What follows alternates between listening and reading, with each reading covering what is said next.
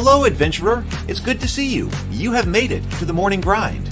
Welcome, welcome. It's the live stream at the beginning of the Geekverse, where we talk about all types of topics in geekdom, gaming, and fantasy, with an emphasis on being constructive and creating the things that we want to exist in the world. It's all on the grind, Sizemore. Can't be too fine, can't be too coarse. That's exactly right. There are a lot of adventures to be had today. Dungeons to explore and monsters to slay, and who knows what a random encounter might send our way. That's why we have to prepare, so settle in now for the morning grind with your favorite beverage in hand. Tea? Or maybe something a little stronger. I've got a few bottles of the old Wynyard left. Whatever you want. Pull up a chair. Dude. If you're feeling fancy, how about a cappuccino? Or a frappuccino? Or how about an espresso? Just tea, thank you. Sounds good to me, Gandalf. Whatever you want. I'm just glad you're here. Everyone is welcome. You can just watch if you want. You don't have to worship anything you don't want to worship. Thank you, Mike. But be forewarned. Sometimes we get really strange characters around here. Wait, what's that you say? Why can't you come and be a part of the stream? My wife would disown me. Oh no, I bet she'll be fine with it. Come on in. Am I scared for my safety? No. What are we supposed to do? Everybody do the secret handshake.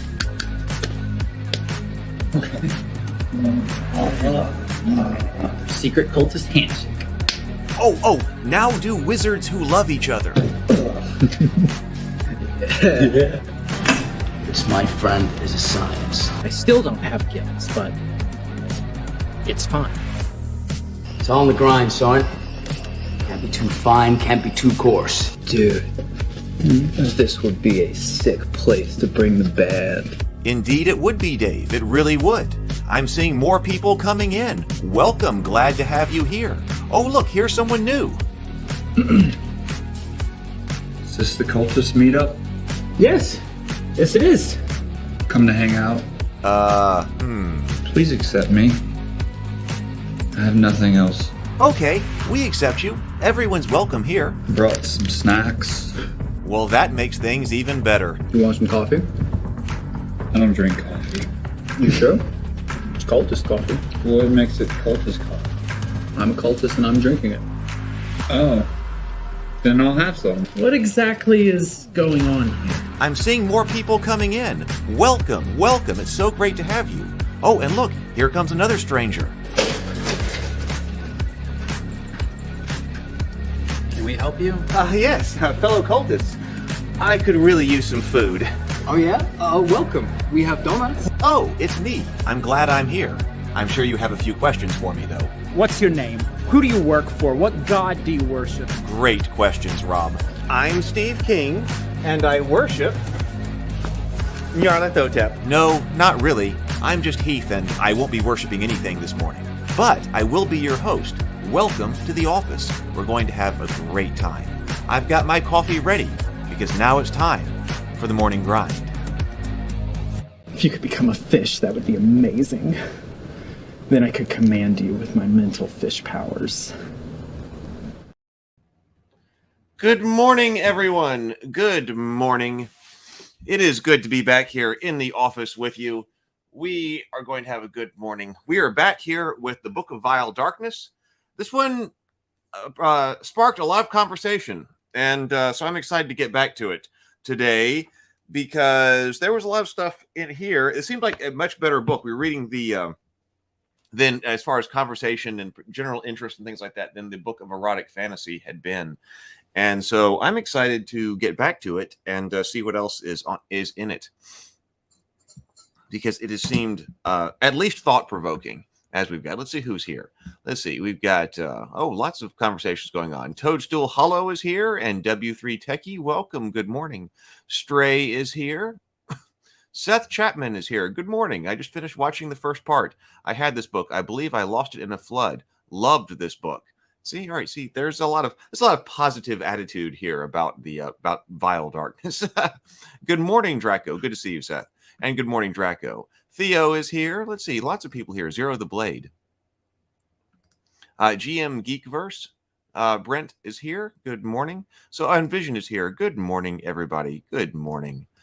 All right. So yeah, I had to clear off my space here because I was still working on these. Had all these miniatures last night. I watched a little bit more TV last night. For tomorrow, we're going to be Brianna and I are going to be talking about corruption arcs, and so we watched the movie Scarface. So I watched Scarface last night while I was still continuing to paint up some of my miniatures here. So started to get that done, but sort of cleared everything out so we can work with the Book of Vile Darkness today. So is there anything else going on that we need to talk about? I'm not really sure. Okay, so let's go to the morning messages, and then we will jump into the Book of Vile Darkness.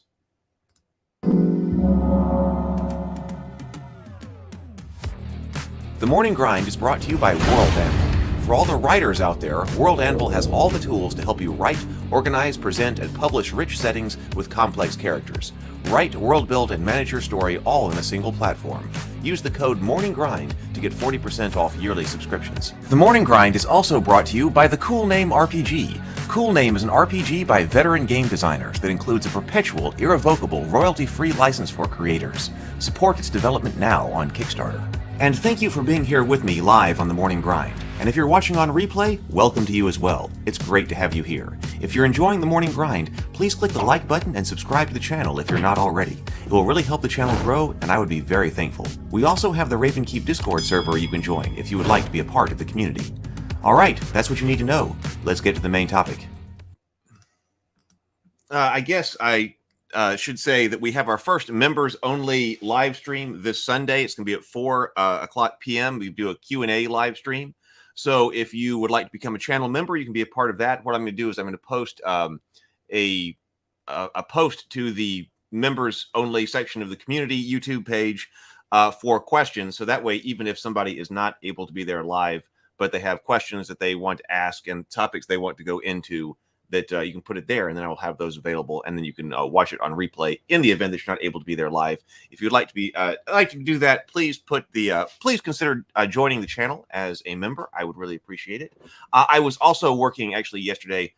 Spent a fair amount of time still trying to work on the structure of the Tales of Rabavania World Anvil page. So I was trying to get that work. So, sometimes when I'm live trying to work on the World Anvil page, things aren't working quite as well. I was trying to figure out how to get things to work. No sense to sit there trying to do that live. So I got the structure of the Tales of Rabavania World Anvil page down, and basically, I believe everything's set so that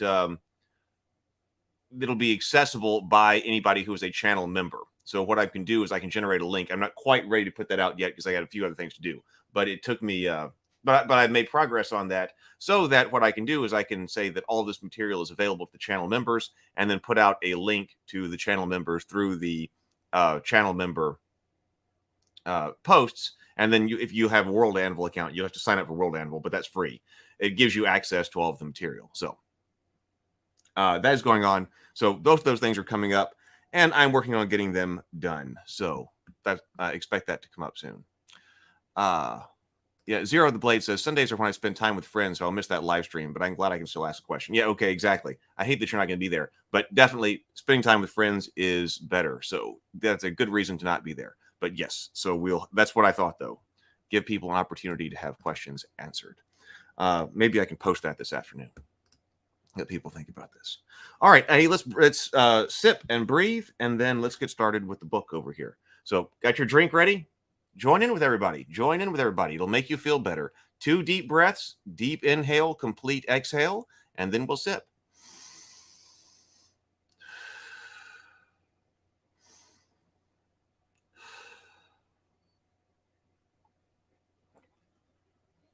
There we go. Everybody feeling peaceable right now?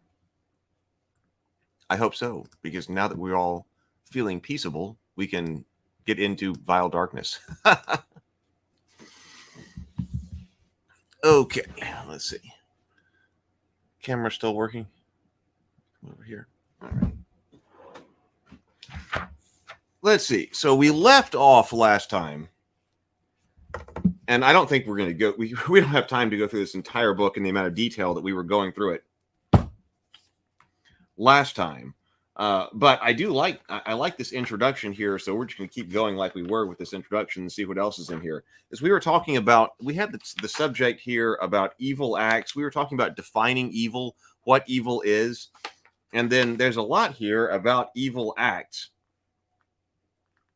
And I think we were just talking about creating evil creatures, damning and harming souls, casting evil spells. We talked about all of that, and I think this is interesting stuff to go over. So greed here, bullying and cowing innocence, bringing despair. So evil creatures often enjoy spreading pain and misery to others. Some do this because breaking the spirits of others makes them feel superior. Others sow despair for the sheer joy it provides. Let's see, a villain with a love of misery may attempt to break his foes instead of or before killing them. Straightforward techniques such as torture can break an enemy, and so can much more elaborate schemes such as destroying the good aspects of the enemy's life one by one. Despair-loving creatures delight in spells such as bestow, curse, contagion, and sorrow. Such villains love using magical effects that does more than simply kill their foes because they consider death too pleasant an end. Temptation it has here. Tempting good individuals to do wrong is an evil act. Plots of this with this goal are usually the purpose of demons and devils that seek to corrupt mortals in order to taint their souls. The products of the tempter's work are larvae, the physical manifestations. The products of the tempter's work are larvae, the physical manifestation of evil souls on the lower planes. Oh, I didn't know that. See chapter 7. Larvae are valuable to fiends. In fact, they form a currency in their own right. Some demons and devils, particularly Ernes, succubi, and Glabrazu, spend almost all their time corrupting mortals with offers of sex, power, magic, or other pleasures. When evil mortals tempt other mortals, often temptation comes in the form of a bribe to get the others to do something the villain wants. For instance, a wealthy man might want to convince a woman to kill her father in return for a vast sum of money. Unlike a demon, the wealthy man doesn't care about corrupting the woman's soul. He just wants the father's dead. Still, the mortal evildoer might tempt someone to commit an evil act for the sheer pleasure of spreading temptation. Oh, fetishes and addictions. Oh, I wonder what it has to say about that. So we got that. So we'll take a look at that. We also have vile gods here. And then vile races and cultures. Who was talking about, what was the best part of this book? So Seth Chapman, you're talking about, I loved this book. What was the best part of it? And for people who have used this book, what parts of it have actually been the most useful for gameplay?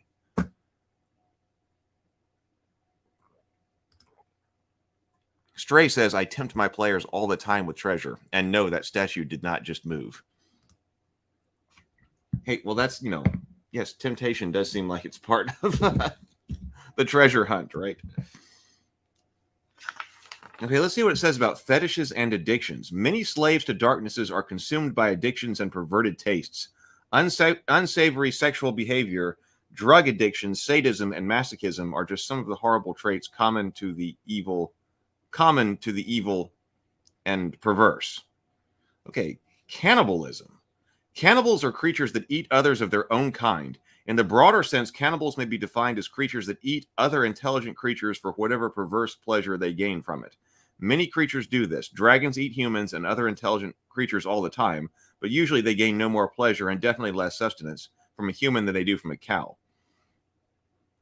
Cannibals gain pleasure and in some cases power. See absorb mind and absorb strength from chapter 6 from eating others. Other cannibals consume foes that they have defeated in battle, but sometimes they simply murder their meals.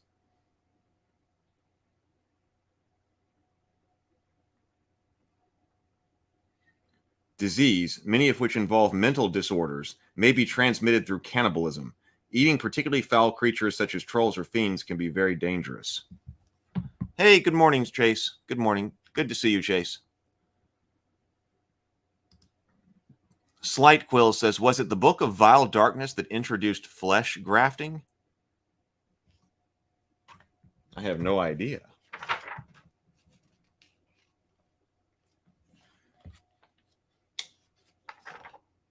Let's see if we see that in the...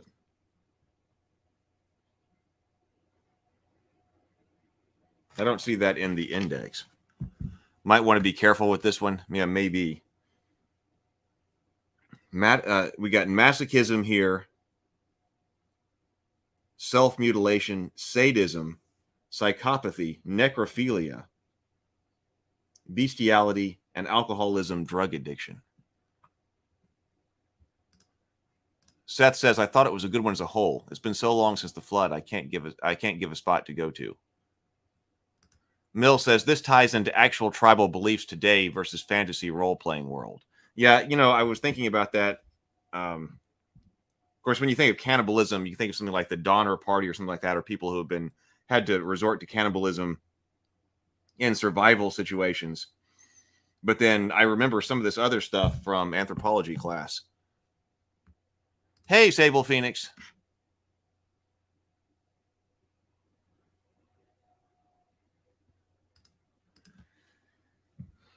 Let's see. Masochism. Masochists are rarely at full hit points because they continually inflict wounds upon themselves. A masochist gets pleasure from feeling pain and sometimes can't tell the two sensations apart.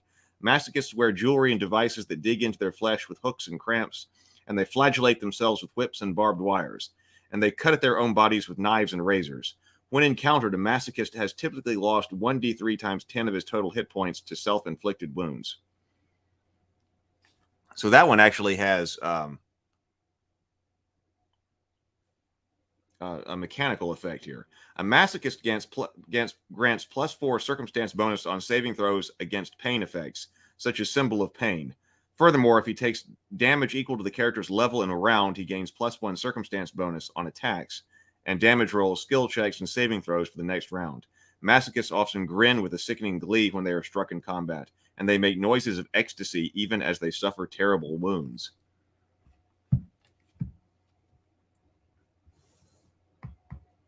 Ugh.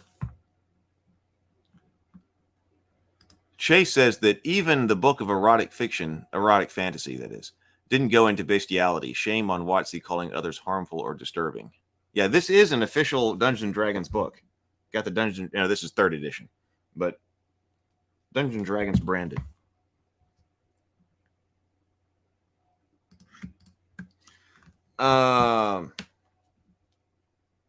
So, self-mutilation. Like masochists, self-mutilators are fascinated by harming themselves, but the pain isn't important to the self-mutilator. It's the alteration and destruction of his own flesh that fascinates him. Such characters turn the destruction of their own bodies into a twisted sort of art, so they are often covered in patterned scars. Sometimes this ritual scarification is part of a religious ritual, but it's also often self-inflicted for no other reason than a character's own sick and twisted desires. Not all self-mutilators are motivated by masochism or art. Some insert more useful or mundane or magic items into their flesh. Tiny objects such as keys can be hidden not only in body cavities, but also under the skin, thrust into self-inflicted wounds. In some cases, subdermal pouch forms where a wound heals around an object. Tattooing can further disguise the scars of such insertions. A self-mutilator always has 1d3 minus 1 times 10% fewer hit points than his normal maximum when encountered. Like a masochist, a self-mutilator gets a +4 circumstance bonus on any saving throw versus pain effects. Finally, a self-mutilator can choose to reduce his or her hit point total by 10 points permanently to cover his or her body in scabs and scars. This process toughens the flesh and grants the character a +1 natural armor bonus. Yikes.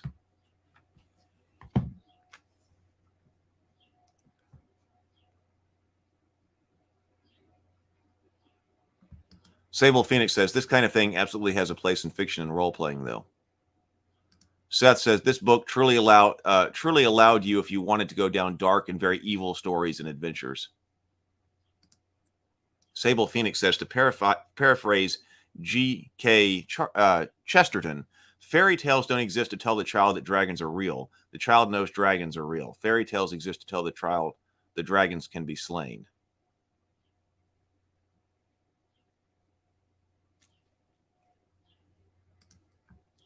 Slight Quill says, it's fascinating that the book of erotic fantasy was torpedoed, while the book of vile darkness has overlapping content, but somehow avoided that. It does seem like there is some overlapping content here. That there's some. Maybe not a lot. Chase says, true, the day is young. Plenty of time for me to waste on the Chat GPT AI site, fooling around with D&D and other RPG experiments. Millmaster says, oh, Seattle was very emo when this book was written. So this is maybe, well, I mean, everything is a product of its time. But that's interesting. What's the culture of Seattle then versus now? Okay, let's go to sadism and then psychopathy. Sadists love to inflict pain. Generally, they hate suffering pain themselves, but a few are sadomasochists who enjoy giving and receiving pain. Foes gain a +1 circumstance bonus on intimidate checks when they threaten a sadist with physical harm, unless the sadist is also a masochist. If a sadist inflicts damage equal to her character level in a round, she gains +1 circumstance bonus on an attack and damage rolls, skill checks, and other saving throws for the next round. A sadist laughs and licks the spray of blood across her face whenever she inflicts a grievous wound. Ugh. So that contrasts with psychopathy. Technically, a psychopath is anyone with a severe mental disorder resulting in egotistical and antisocial behavior. For the purposes of a D&D game, however, a psychopath is someone who derives pleasure from, and in fact can become addicted to, killing. Such psychopaths slave for the sheer joy of it and to experience the power-mad rush that accompanies the taking of another's life. Psychopaths who enjoy watching their victims beg for mercy are often sadists, and this type enjoys inflicting pain before killing a victim. The type of psychopath who simply enjoys the feeling of ending a life is interested only in death, and cries of mercy only annoy him. Yet another... Well, let's skip the rapist. Okay. Necrophilia, bestiality. Why don't we skip those as well? But let's see what it says about alcoholism and drug addiction. An individual addicted to the use of a particular substance is prone to erratic, violent, and sometimes self-destructive behavior. Some addicted people reach a point where they need the substance to function normally, so they sell off the material possessions, and in some cases their family members, to get the drugs they crave. Drug addiction functions very much like a disease, as described in the Dungeon Master's Guide. See Chapter 3 of this book for specific drug and addiction rules.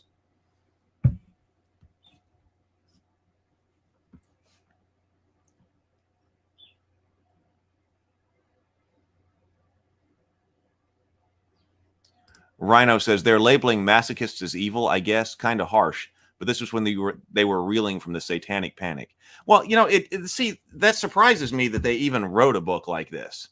Like, this is what year was this published?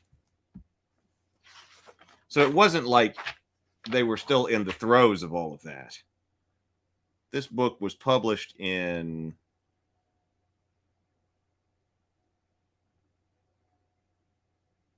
Well... Oh, 2002. Copyright 2002. So it's not like it's hardly like they were in the throes of the satanic panic. But it seems like a book like this,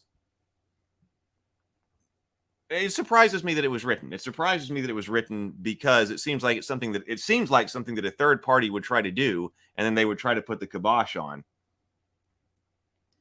Even though we've generally been impressed with the book. I mean, it's still 2002.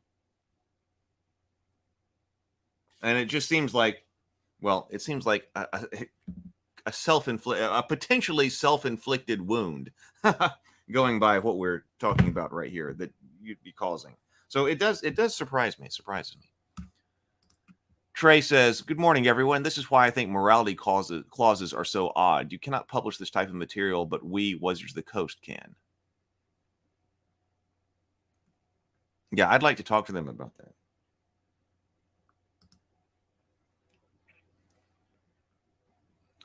Chase says, and of course, this was written. I noticed actually when I flipped back here to this page that the developer is Bruce R. Cordell. So Bruce R. Cordell is on this book, but on the front here we've got Monty Cook.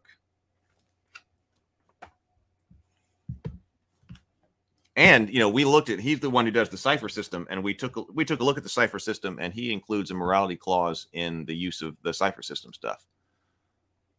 Oh, so Chase was saying, thanks. I created an evil cultist class for 5e yesterday. I was wanting something unexpected for my party to come up against.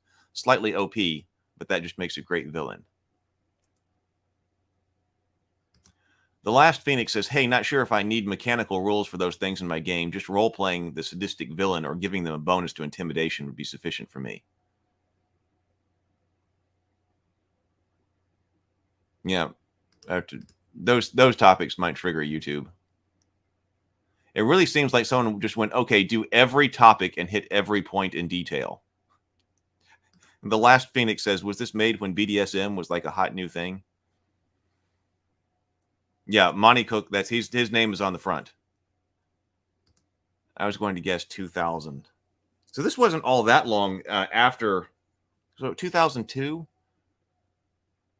I wonder if this is a topic that Ryan Dancy would have information on about, I've never even looked to see if his name is in here. I'm not sure when he left Wizards of the Coast.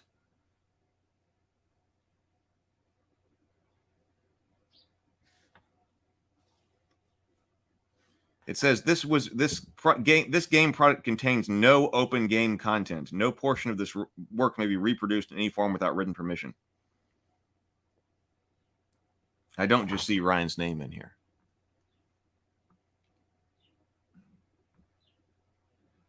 Sable Phoenix says it would be fascinating for a time-traveling fly on the inside of Wizards when this project was being proposed and written.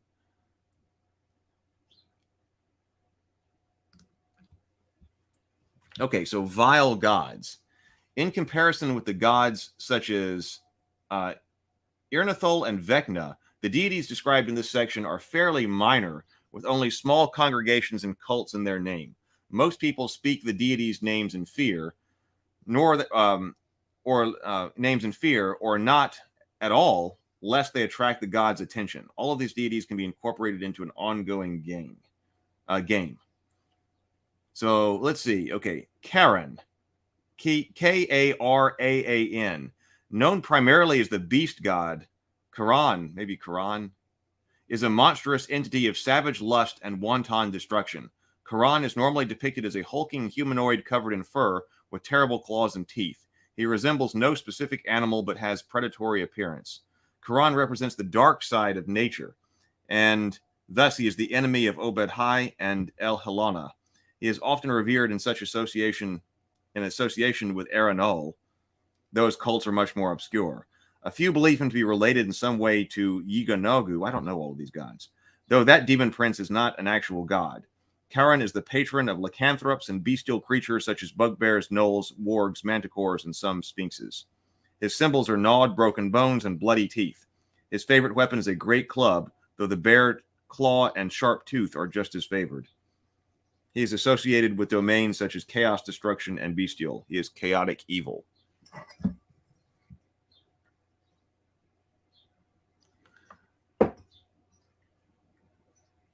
Let's see. Okay, so different god write-ups like that. It says creating new evil gods is not difficult. One way to create one is to simply take an existing portfolio and combine it with evil. You could create an evil earth deity, an evil fire god, an evil war god, an evil bad luck deity, an evil travel deity, and so on. In a desert, it's easy to imagine an evil sun deity. You could even develop an evil god of healing that gives succor, but at a terrible price. Vile race and cultures. Well, okay, see, it says right here, sometimes an entire culture or race is evil. Examples of such races can be found by examining the monster manual entries for drow, drugar, orcs, and mind flayers. Following are some examples of cultures, subdivisions of existing races that are thoroughly evil. Okay. So the first one are Vashar. There is a legend that few tell of a race known as the Vashar. Intelligent beings do not speak of the legend, not only because of the darkness involved, but because of the shame. So when the gods set out to create humanity, they forged the first man and gave him life. According to the legend of the Vashar, the first man immediately began hunting in the wilderness while the gods watched their new creation with curiosity. The man found an animal and killed it with his bare hands. The gods were surprised by the brutality, but they continued to watch. The man ate the animal's flesh and tore away its guts until he found some large bones. It then lashed the bones together with tendons and sinew, demonstrating a cleverness that further surprised the deities. Then the man broke one of the bones so that it had a sharp point, creating a weapon. He immediately turned upon his creators and attempted to kill them, snarling with his first words, curses and death oaths. The deities were in no danger, of course, but they were disgusted by what they wrought. They destroyed the man and left. They would return in later eons to create humanity, learning from this mistake they made in their first attempt. After they left, a demon gathered the remains of the first man and spirited them away to hidden location, an impossibly high plateau accessible only through a series of underground catacombs filled with foul corruptions of nature. There, the demon resurrected the man and created a woman. The demon bestowed upon them the ability to procreate, then disappeared back into the abyss with an evil grin. Many versions of the legend named the demon as Grants before he became a demon lord, or as the one whose dark hand fashioned these two. So these are humans, but they are to other humans as drow are to elves. To a normal human society, evil individuals are mixed amid the neutral and good people, but Vasharans are an evil race. They rarely call themselves evil, but they do not object to others putting the label on them. They claim to be beyond such terms. And then they're pretty nasty. We have Jaren here, which are evil halflings.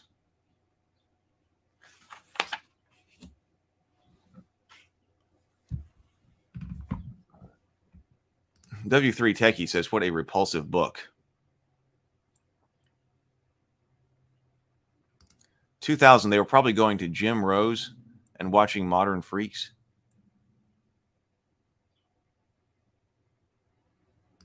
Scott Graham says, the book of erotic fantasy is about players engaging in sex acts and potentially evil sex acts. The book of Vile Darkness is about vile, evil villains for good players to defeat.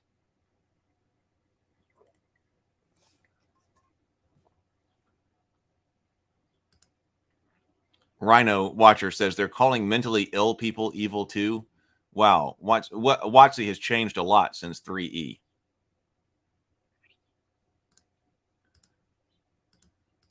Vision says, where do you get these different books from? Is it a particular website you use like Miniature Market, or do you use a mixture of brick and mortar stores and websites? Most of my collection of older stuff, and that means anything that's not like a current edition, is probably eBay. I forget. I think actually I did get this book. I don't remember if I had this book when I was playing 3rd edition or not. I can't remember. But I think I just bought a lot on eBay of somebody's 3rd edition books when I was trying to rebuild my 3rd edition collection after I lost it. And so I think this was available in a box of books that I got from somebody on eBay. Chase Street says, interestingly enough, like the book of erotic fantasy, the book of Vile Darkness was one of the most expensive WotC books to get your hands on for a while. But Scott says, I don't think they mean that all masochists are evil, only that self-mutilation and accepting pain punishment from their leader, God, is a trope of evil minions. Rhino says, I think MAD, Mothers Against D&D, were around until 1999. Oh, well, that's a bit later than I would have thought, but it's certainly possible. At least I think them remember them raising a stink around then. Well, could be. W3 Techie says, for those who do not remember or do not know the 1st edition, that was the name of a book that was an artifact and not an actual publication. Right, yeah, we did bring that up last time. So the Book of Vile Darkness is an in-universe text in the Dungeons & Dragons universe.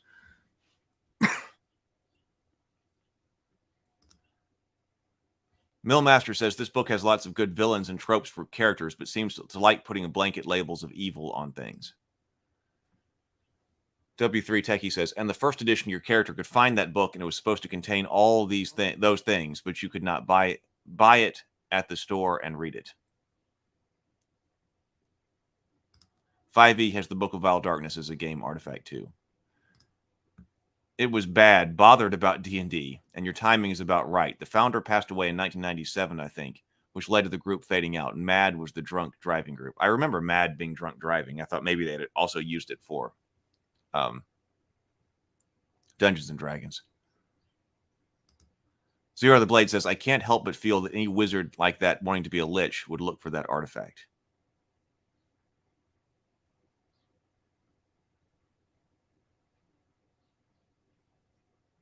All right, let's go over here to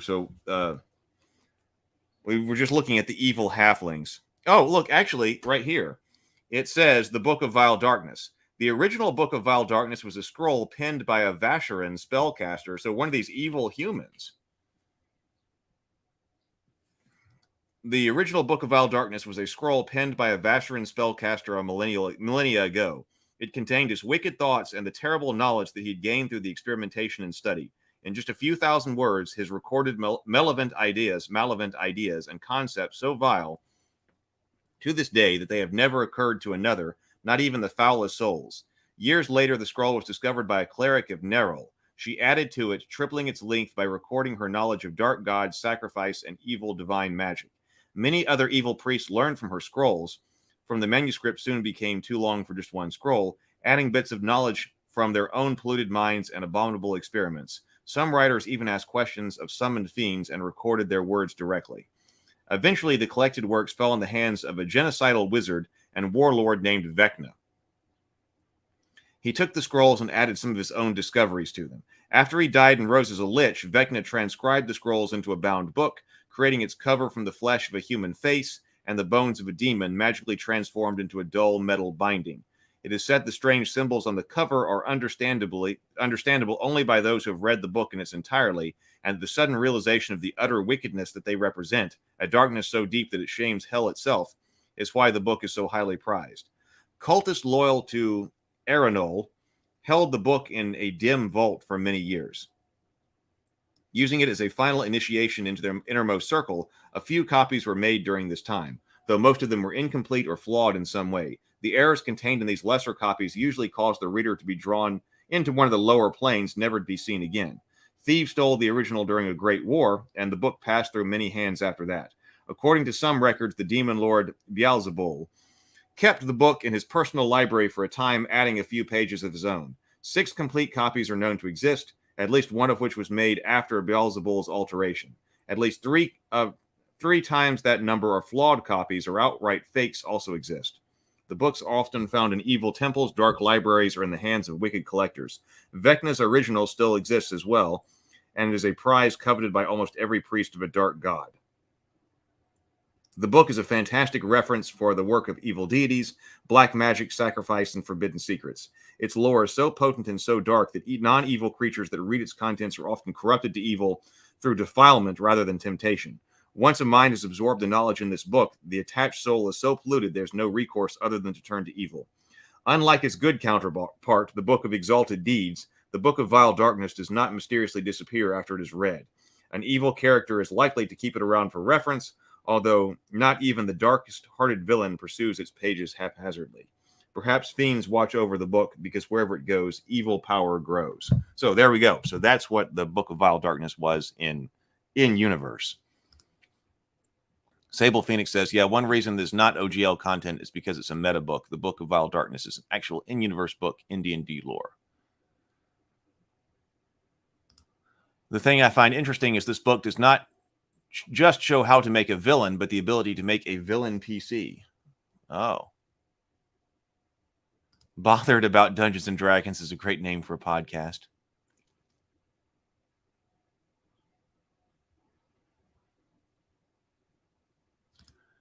Slight Quill says, I can remember when the fiction of half-orcs was a much more uncomfortable topic to discuss. I feel like that happened around this era, too. Yeah, I think it was.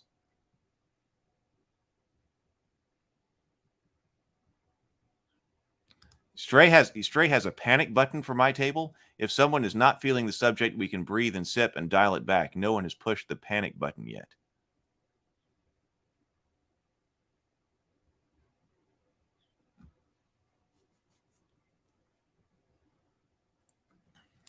Okay, so we do have creating villains here. So if you understand evil, you can create villains with appropriate personalities and motives. The following examples detail some villains who, as activities, reflect the aspects of evil described above. The boorish thug, the tyrant. Classic power-made villain craves dominion over all that he sees. The scheming liar, the psychopath. Some villains focus on the act of evil itself rather than the goals an evil act helps them reach. They revel in killing, inflicting pain, and spreading misery. The motives and methods of psychopaths vary greatly. Some creatures are born psychopathic. Liamas, Destricans, Orcs, Beholders, and Black Dragons, for instance. Those monsters are evil through and through, and they delight in death and misery. Their love of killing for its own sake makes them far more dangerous than monsters who simply kill to eat, such as Ankeg or Ramarhaz. The sophisticate.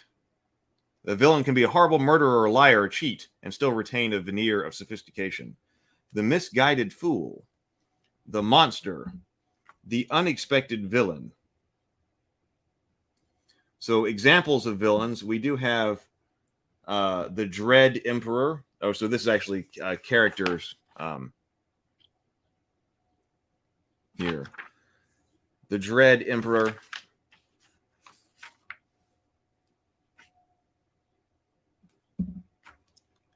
Citadel and Gardas and Gardarus.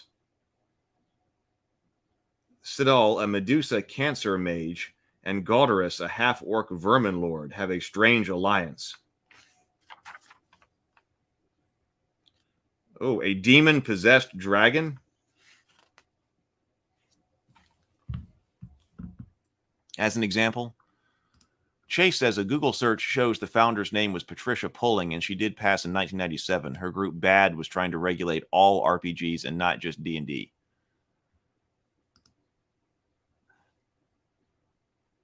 Yeah, okay, so the Book of Vile Darkness is on Drive-Thru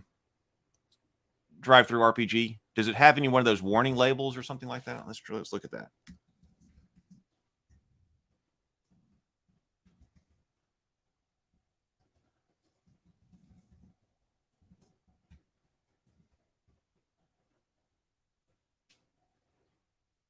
The Book of Vile Darkness. Oh, there was a 4th edition Book of Vile Darkness too? I didn't know that.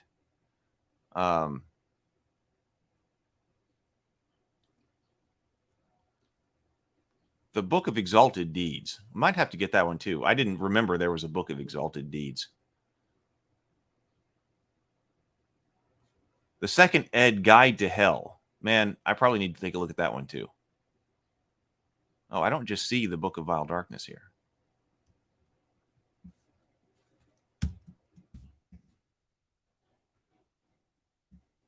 I may have to get the Guide to Hell.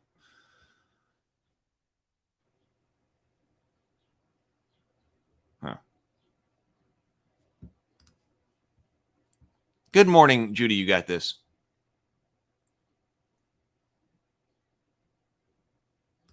So Mill Master says it's interesting that an evil human sub-race like Vasharan are okay, but we have to retcon orcs. Do we still have those? I that's the first time I think I've ever heard of the Vasharan.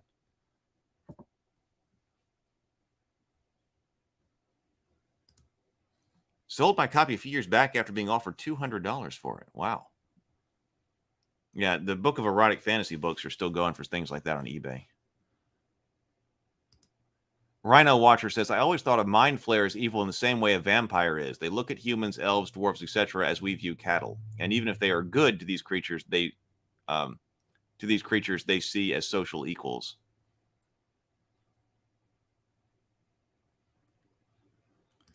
This book makes non-evil creatures literally lose faith in humanity, LOL. So yeah, I think it was. So yeah, I just saw it on Drive-Thru RPG. So I think I think that I'm going to need to get the Book to Hell. There was a Guide to Heaven, a Guide to Hell in AD&D. And maybe we should look at the Book of Exalted Deeds as well. Yeah, so that's the Book of Exalted Deeds.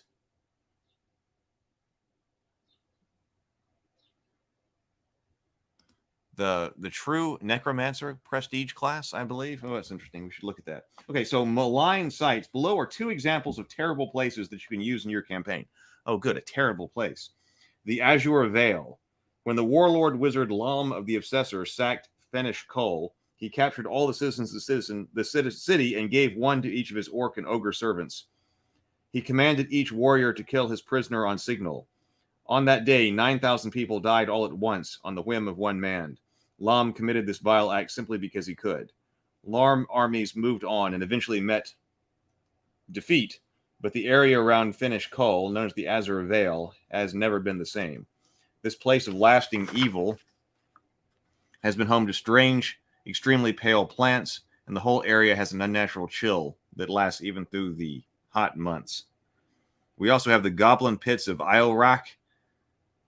Kezarug is a goblin chief who rules the large tribe known as the Iorak. In Goblin, this means something close to the bloody eye lying on the ground. When Kezarug's warriors met defeat at the hands of a small band of elves, he decided something needed to be done.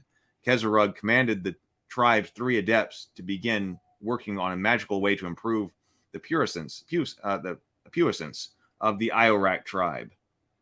So this has something to do with alchemical elixirs and something like that. So chapter 2 goes into variant rules. Possession. I want to see what it says about that. Possessed objects. We got sacrifice coming up. Diseases, curses. Other aspects of evil.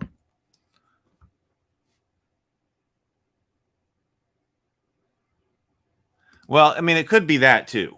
Maybe these books were just a pushback response to the Satanic Panic. Maybe they finally thought they could write a book like this.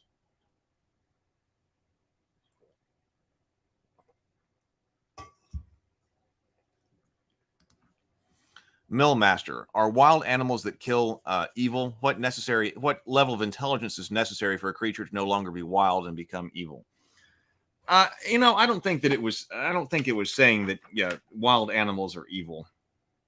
But that's a good point. That probably something like a mechanical intelligence score or something would allow something like that to be there. Yeah, I know. Well, we got theophany here. I really like the angels and demons and devils type of theme.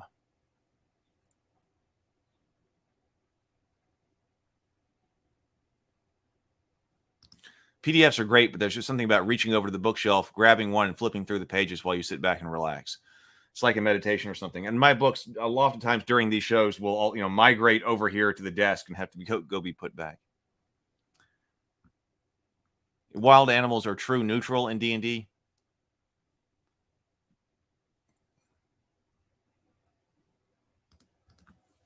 All right, let's take a look at possession. Some fiends with at least 4 hit dice and a charisma score of at least 13 have the spell-like ability to shuck their physical forms and take on an ethereal form that allows them to possess another creature or object. A creature's new form is ethereal and thus immune to even the most potent physical attacks and most magical attacks, except, for example, force attacks, by non-ethereal creatures. When a fiend possesses a creature or object, even force effects no longer affect the fiend. Only spells such as Dismissal can affect the possessing fiend when cast by non-ethereal creatures. We might have to go through and do like building out a character in 3rd edition. I want to do building out a character in AD&D. Because this does really, the whole, I'm remembering the whole 3rd edition and 3.5 kind of way of doing things and these books that we had. It was a different era. It's got a very different feel than what's going on in 5th edition. And I realize that we're looking at the book of Vile Darkness here, but it's got a very different feel than 5th edition has. The old AD&D compatible box set to Hell and Back by Mayfair Games remains one of my favorite looks at the Hells. It was so well done. There's a sequel to it as well. Oh, well, I'm going to put that one on the list over here.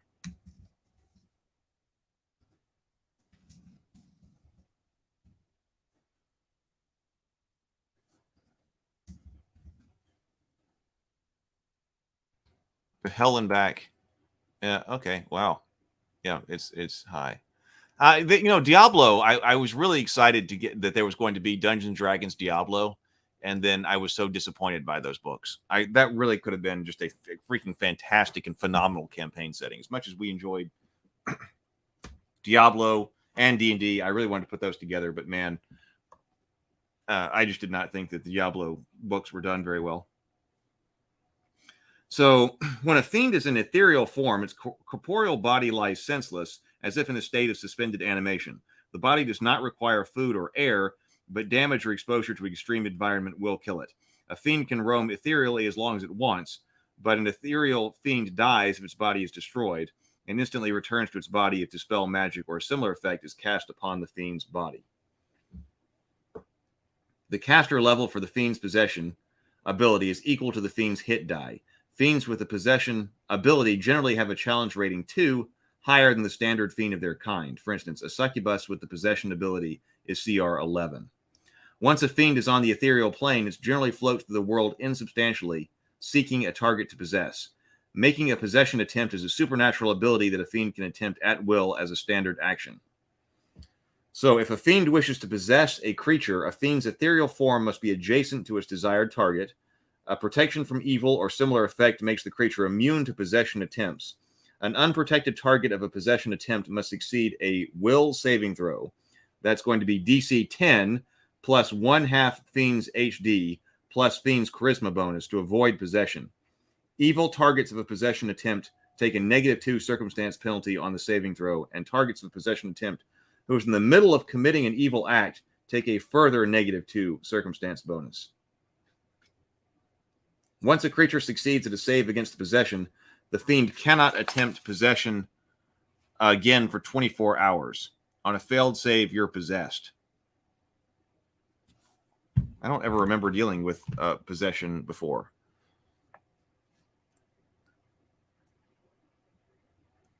Oh, thank you, Trey. Millmaster says there's a great YouTube series where the guy makes a fighter from each version of D&D. I bet that is a good series. Great stuff. You didn't grow up with those versions. Rambler says, so ignore the lore, use tables and reflavor spells and such. And maybe so. Depending, I'm sure this is back when Greyhawk was the default campaign setting. So I'm sure a lot of this has to do with Greyhawk. Hey, Diggs.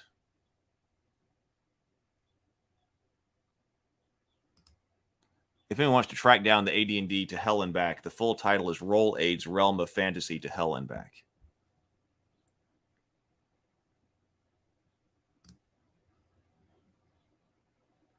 Yes. Hello, Rambler.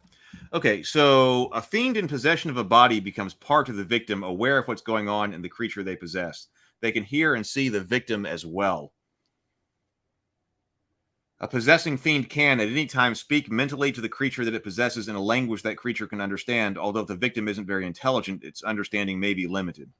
A creature possessed by a fiend doesn't always know that it is possessed. Further, a fiend can attempt to hide its presence with the possessed creature, allowing it to pass through a magic circle against evil, enter a forbiddance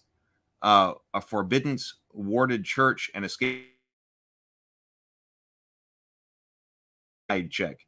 This is a hide check using the fiend's intelligence modifier rather than its dexterity modifier, but otherwise uses the hide skill. The difficulty class for the hide check is 10 plus the level of the spell, plus the spell caster's relevant ability modifier. The fiend gains a +4 circumstance bonus on its hide check if he's not currently controlling the victim. The fiend can also make this hide check to prevent the possessed creature from taking damage from alignment-based spells, such as Holy Smite.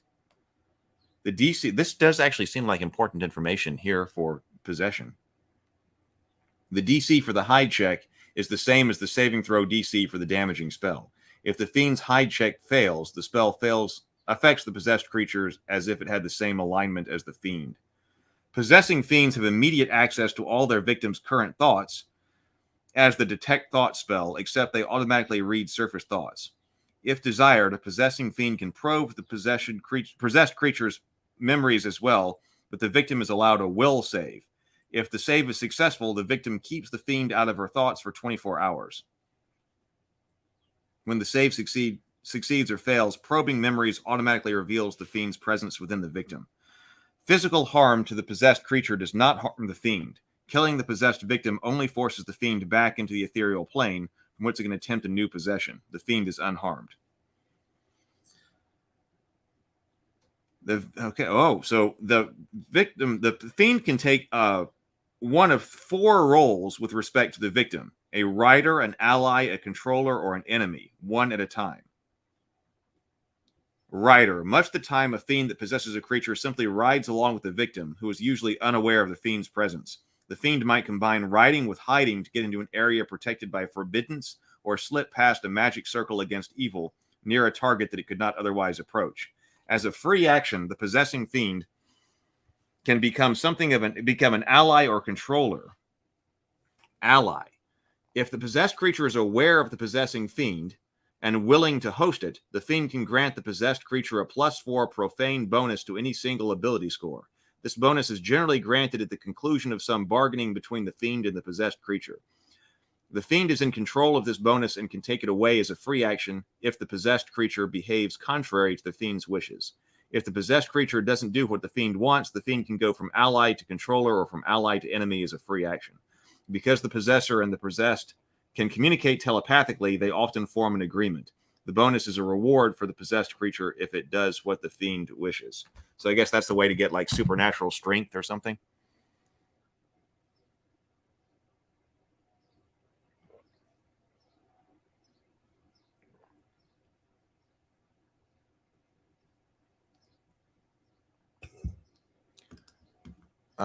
Let's see.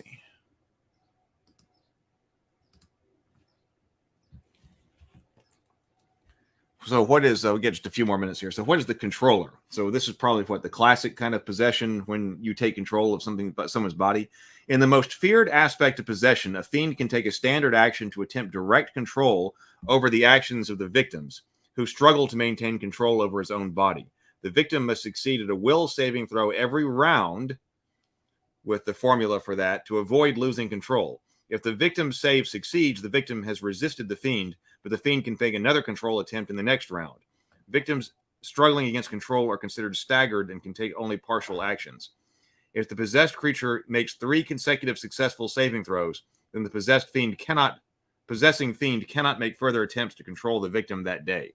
Oh, so it's not you can't last too long.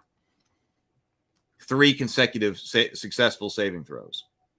No, if the possessed creature make 3 consecutive saving throws, that fiend cannot make the further attempts to control the victim for that day. So that's been fought off for the day.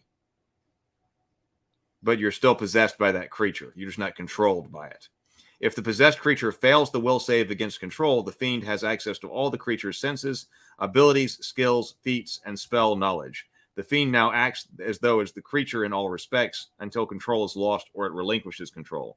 During this time, the possessed creature can still speak mentally to the fiend and still privy to all sensory input unless the possessor takes a standard action to block the possessed creature's access to senses. If the fiend wishes, the victim blacks out while the fiend is in charge. The fiend uses its own intelligence, wisdom, and charisma scores, but it adopts all of the creature's physical ability scores. Fiends of at least 9 HD, 9 hit dice, and 15 intelligence that maintain control of a victim for at least 10 rounds a day for 7 consecutive days can also draw upon the possessed creature's spell-like abilities. Oh. The fiend assumes the victim's type and is affected by spells and effects as if it were possessed by that creature. Thus, the Kornugan possessed wolf is subject to spells affecting animals, even though it is far more intelligent than a normal wolf. The fiend automatically maintains control for a number of rounds equal to half the fiend's HD plus the fiend's charisma modifier +1 for each time the fiend has controlled the specific victim. When the fiend's control lapses, it can attempt to reassert control if it chooses. Okay, so you're not going round by round. Once you're under control, you've got a formula here for that. Fiends often choose weak-willed creatures to possess, such as golems and other constructs. The construct can make a will save just as other creature to avoid possession, but it's likely that the possessing fiend can retain control, because most constructs have poor will save. So, or you can become an enemy. The opposite of an ally. This possessed fiend is a hindrance to the creature it possesses. An opposing fiend usually takes this tactic when it's failed to control its victim or when it's angry with the possessed creature that the fiend was acting as an ally toward. The possessing fiend grants the victim a -4 profane penalty to a single ability score. The fiend is in control of this penalty and can take it away as a free action, sometimes by working out an agreement with the possessed creature after some telepathic negotiation.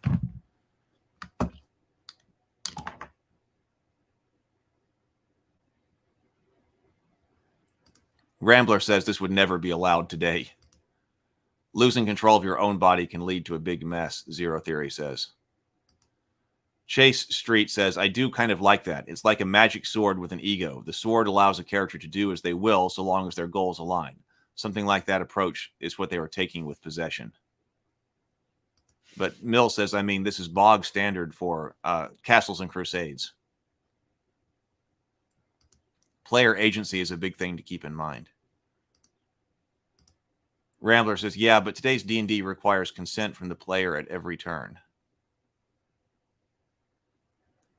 But Millmaster says, as long as the PC is making the rolls, pleading, trying not to resist, or trying to resist, I don't see it as an issue. The video part has frozen for you. I just noticed that actually the internet is telling me that I've got a weak connection here that started just a few minutes ago. But we're almost done here. So... well, okay, so tomorrow I do want to take a look at possessed objects, because possessed objects, that sounds fun. So possessed objects and sacrifice.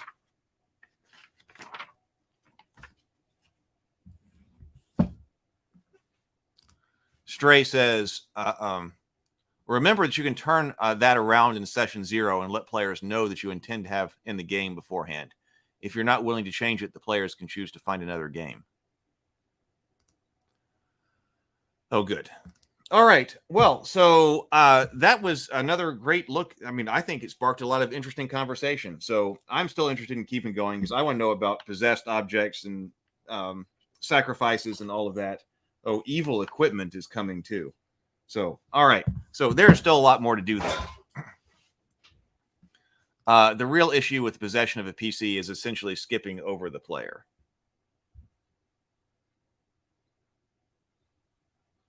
Yeah, I guess you could. I mean, you could certainly do this with regard to the player. Or, you know, I'm also thinking about like a player. What if the player had to take on, you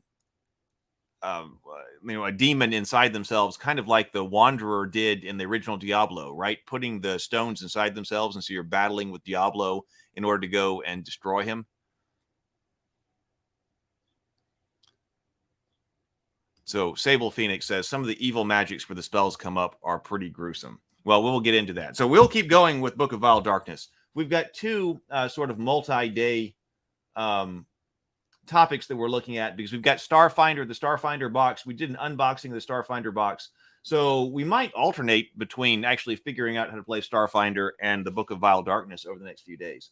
That could be fun. I'll think about that. We probably won't do any type of RPG design. I've kind of put the Faded Edge on the back burner for a little bit while I get some other projects done.